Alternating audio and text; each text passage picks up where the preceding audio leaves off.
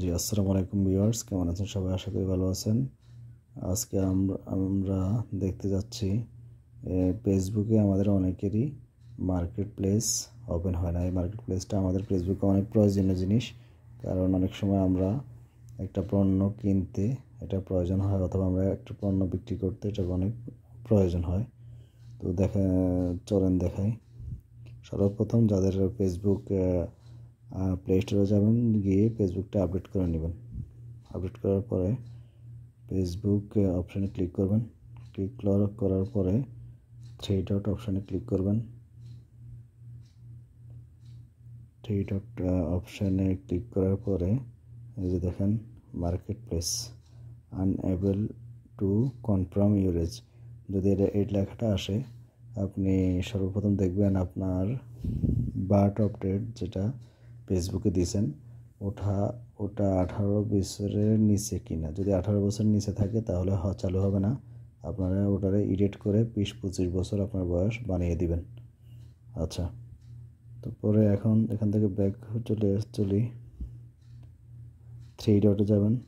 Three ডটে যাওয়ার পরে স্ক্রল ডাউন করবেন, এখানে দিবেন রিপোর্ট এ প্রবলেম, এখানে ক্লিক করবেন, আবার দিবেন রিপোর্ট প্রবলেম। এখন ইনক্লুডেডে ক্লিক করবেন, স্ক্রল ডাউন করবেন, নিচে আসবেন। আসার পর দেখেন মার্কেট প্লেস লেখা আছে, মার্কেট প্লেসে যাবেন। যাওয়ার পরে এখানে একটা আপনার কি সমস্যা, মার্কেট প্লেস চালু হয় না, এই সমস্যাটা আপনারা ফেসবুক টিমের কাছে আপনারা কি বলবেন, ইংলিশে লিখবেন। আমি আগে লিখে রাখছি, এখন আমি শুধু পেস্ট করে দিচ্ছি। এই যে আমি লিখে দিচ্ছি, dear marketplace team, the marketplace option is not begin enabled in my account. Please enable my marketplace option. I really need it. I hope you will enable this option. Thank you. এটা লেখার পরে আপনারা এখানে ওই যে মার্কেটপ্লেসে যে এটা আমরা স্ক্রিনশট দিয়ে এটা আগেই রাখবেন। এটা দেওয়ার পরে আর কোনো কাজ নেই, শুধু এখন সেন্ড এই 30 চিহ্নতে ক্লিক করবেন।